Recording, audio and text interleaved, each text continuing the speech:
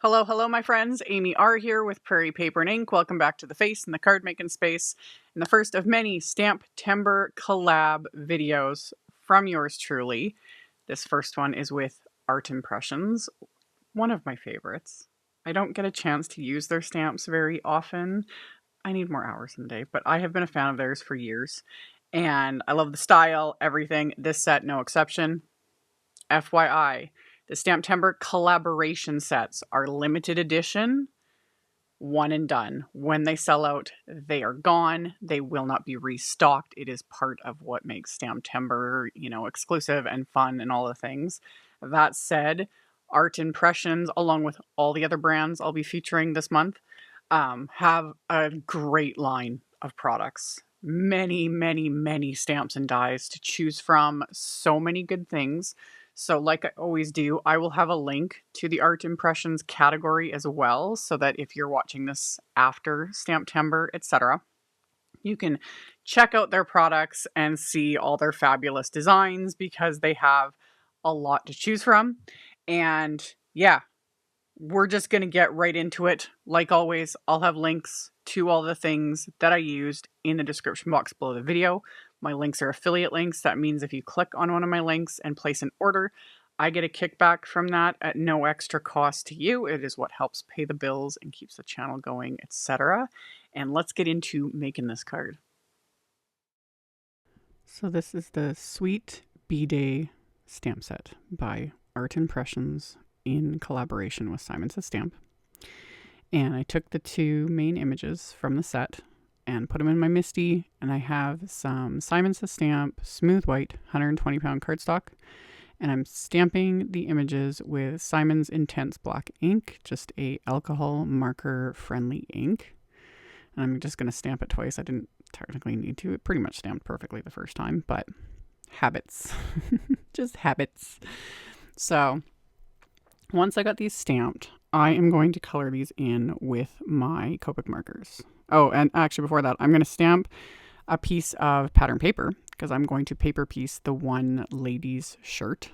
I've done paper piecing. Back in the day, I used to do it all the time. I do it every once in a while. So this pattern paper, I actually don't have a link for it, because it was part of a pack that was discontinued. It was a MFT, like dots and stripes neutrals. That same thing I used like a million times back in the day.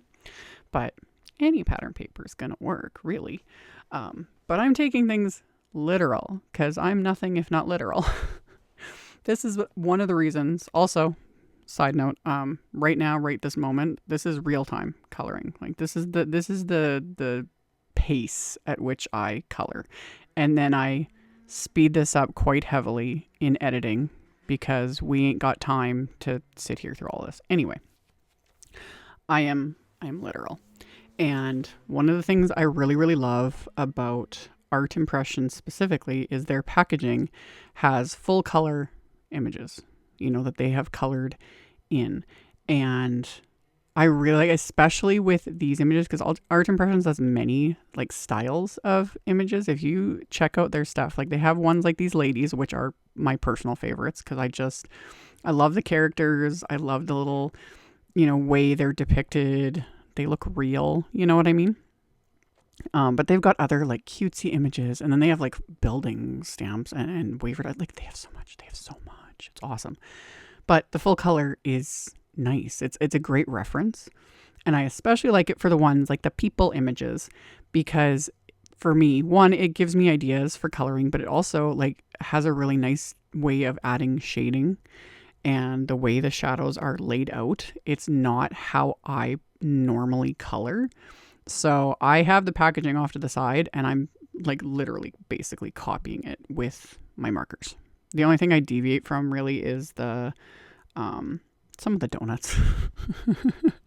So that's also why I'm going to paper piece her shirt, because the one shirt she's got on the packaging has this dotted shirt, and I was like, I have paper for that. I dug through my stash until I found it, and I was like, yes, this is why I don't get rid of things.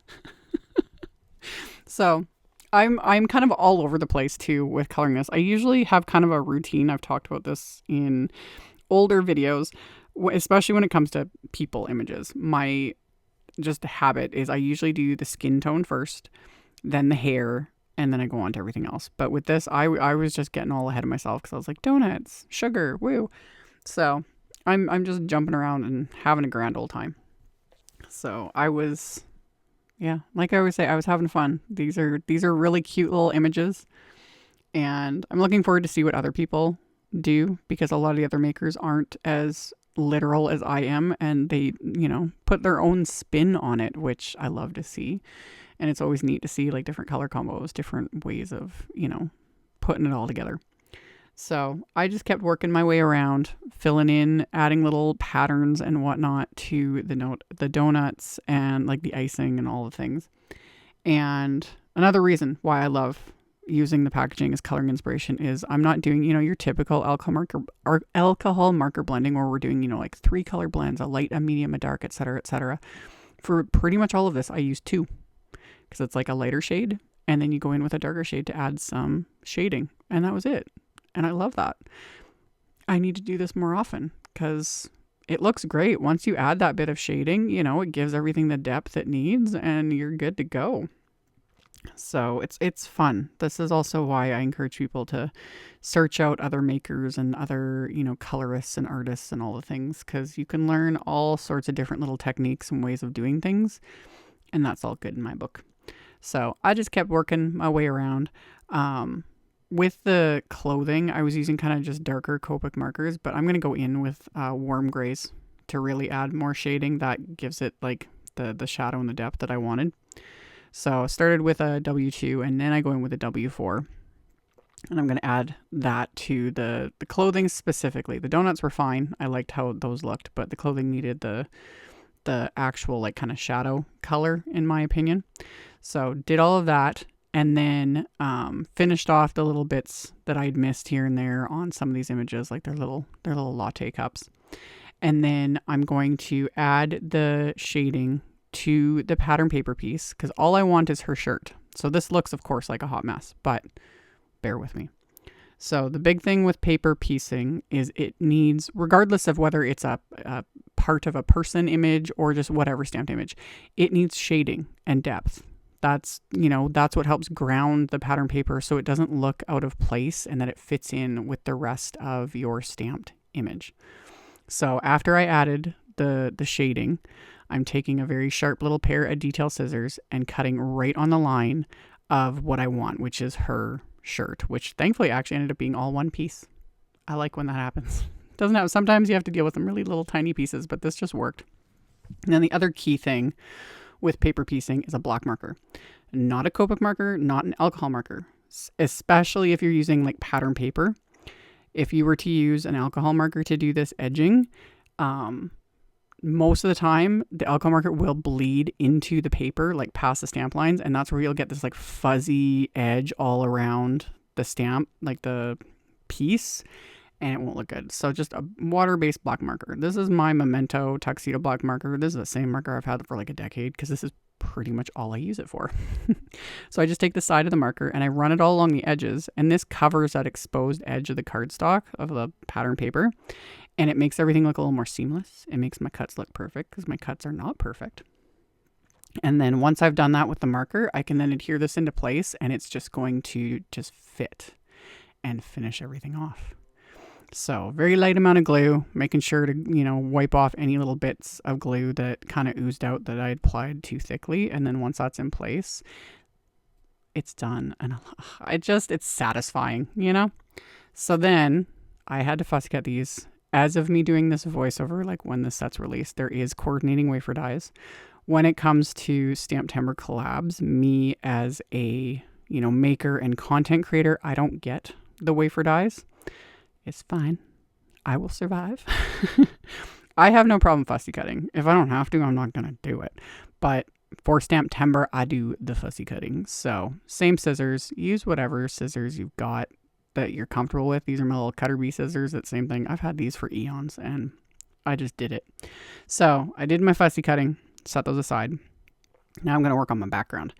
And I have a piece of Neenah Desert Storm cardstock that right now is A2 sized, and I put it in my MISTI. And I'm going to stamp the background with the coffee beans background stamp. So I'm going to get that lined up. And I'm going to stamp that with Simon's Cappuccino Positively Saturated ink. And ink that up, stamp that. Because this was a brand new stamp and I didn't really condition it at all, that's where you get the sort of bubbly, it's missing spots look, which in the end wouldn't have mattered because I'm going to go over this and plus I'm going to add splatter. But I just stamped it twice. It's fine. So with brand new stamps, either rub your fingers on it. You could use a white eraser, or the big thing too, just stamp it on scrap paper multiple times and that conditions it and then it stamps great. So after I stamped it, I cleaned off my stamp. I cleaned off my grip mat that's in my MISTI because I want to put my card base into here. My card base is, as always, or most of the time, a top folding A2 white note card. So I put that in there. I put my piece of Post-it tape right where the score line is so that I don't stamp past the score line. And then I'm going to stamp this coffee bean background with a lighter shade of ink. So this time I'm using LATTE ink and stamping on what will be the inside of my card. So inked that up, stamp that onto the inside of the card. And then I'm going to take the first panel, I'm going to stick it to one of my paper inking palettes. And then I have this Coffee Talk stencil. This is a oldie but goodie. I forget what year this came out. It came out a while ago, but it's still available. So I pulled that out, stuck it on top of the background, and I'm using some Picket Fence Studios Paper Glaze Luxe in chocolate frosting. This has a little bit of glitter to it, which is kind of fun. It's subtle, so it's not crazy, but it's there. So I applied that over the stencil. And after this video is done, I put press and seal on my paste because I didn't have some on there. Sometimes I don't follow my own rules. But yeah, sealed it up with press and seal. That, extends the life of your paste. And like I always say, don't hoard your pastes. Use them because they will not last forever.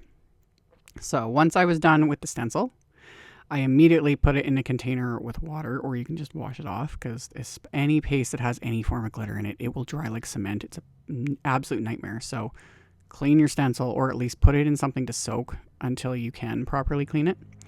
And then I've shown this before. I just use my fingers because I wasn't sure if I was going to trim this background down.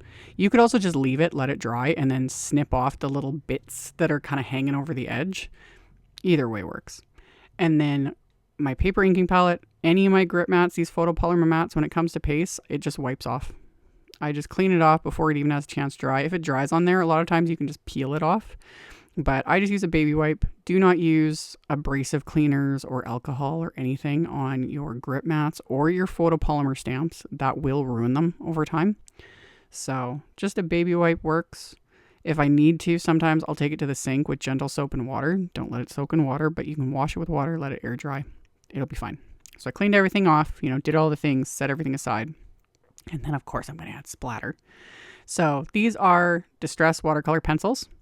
I did a video quite some time ago. I'll link to it in the end screen if you have not seen that, showing how I made this palette, filling it with like distress watercolor pencil shavings. And this has now turned into like my splatter palette and I love it. So I put water in the two pink wells and then got to work that up with my little fan brush, put the background in my splat box. And because distress watercolor pencils, this does not apply to all watercolor pencils, but because distress watercolor pencils, the pigments in them, they're pretty opaque. So they will show up on darker cardstock, especially this bright, like picked raspberry. Picked raspberry shows up on anything, really. But splattered that on there. Love. Let it dry. And then I ended up deciding to trim down this background. So I trimmed it down to like 4 by 5 1/4, just slightly smaller than my card base. And then of course I pulled out some baker's twine because the pink baker's twine just matches all the things. So wrap some baker's twine around the panel. And then as always, you start the knot, reverse tweezers for the win to hold it in place so I can sit and fiddle and get the bow the way I want it. Because especially with baker's twine, it can be a little annoying, because it likes to be twisty. So get everything the way I want it, pull it tight, remove the tweezers, pull it tight again to make sure, get it the way I want it, trim off the excess. And then to adhere, my ladies, that as you can see, I fussy cut so well. I'm very optimistic right now because this is like I said, the first collab video. We'll see how I feel by the last one. But I was like, I'm going to fussy cut this. It's going to be amazing. So pop that into place with some thin foam squares to give it a little bit of dimension. And then I took one of the sentiments from the set. It's another thing I love about Art Impressions. They've always got like a bunch of like punny sentiments, things like that. So I took the one that said Frappe birthday, and I stamped that onto a piece of cardstock with the CAPPUCCINO ink. And then I used one of the Simon Sentiment Label wafer dies.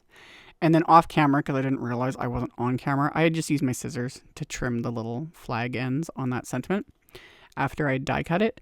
And then put little thin foam squares on the back of that as well. And then pop that into place onto the card front here. And then on the inside of the card, I'm going to stamp another one of the sentiments from the set, because that's where I'm going to put this little stack of birthday donuts. So this I put inside my MISTI because I wanted to make sure I stamped it. And I'm glad I did, because I didn't stamp the sentiment good the first time. And the sentiment I'm inking up with the intense black ink. So I'm going to ink that up a couple times, stamp that, and then I'm going to adhere the little stack of donuts beside that. And then pulled out my Jelly Roll 10 white gel pen to add a few little highlights and dots here and there. Again, I was kind of following the package because there were some little highlights, but then some of it was just my own creativity. Just random little dots and things to add, patterns to the donuts and whatnot. And the other thing to always remember with gel pens, like the white gel pen, you need to use it consistently. If it sits for massively long, like weeks on end, months on end, it does dry out in the tip. You can usually warm it up in your hands, and like I will literally just scribble it on the palms of my hands if mine has sat for too long. But because I use mine consistently, I've never had a problem with the gel pen. It is my favorite. Like, I use it up until there's nothing left, and then I get another one. So add little dots and highlights. And then as a final little embellishment, I've got these little white clay hearts to just finish it off. So I'm going to adhere those into place with little dabs of Craft Tacky glue, and that finished off this card. So we've got a fun little birthday card, pinks and browns. It reminds me of, what was that, the 90s? That color combo was super, super popular. I've still got a soft spot. I was sick of it for quite a few years, but it's true though. Pink and brown go together really nicely. So like I mentioned in the intro, all the links to all the things will be in the description box below the video. So if you just expand that, check it out if you're interested. Thank you all so much for hanging out with me today. I appreciate all of you, and I'll see you all very soon in the next video. Bye. Thank you so much to my amazing Patreon supporters. For anyone that might be interested in supporting me over on Patreon, the link to that is in the description box below the video. For everyone else, as always, thank you all so much for taking the time to watch my videos, for thumbs upping, commenting, subscribe if you haven't. I'd love to have you. And here's a couple other videos for you to check out in case you missed them. Bye.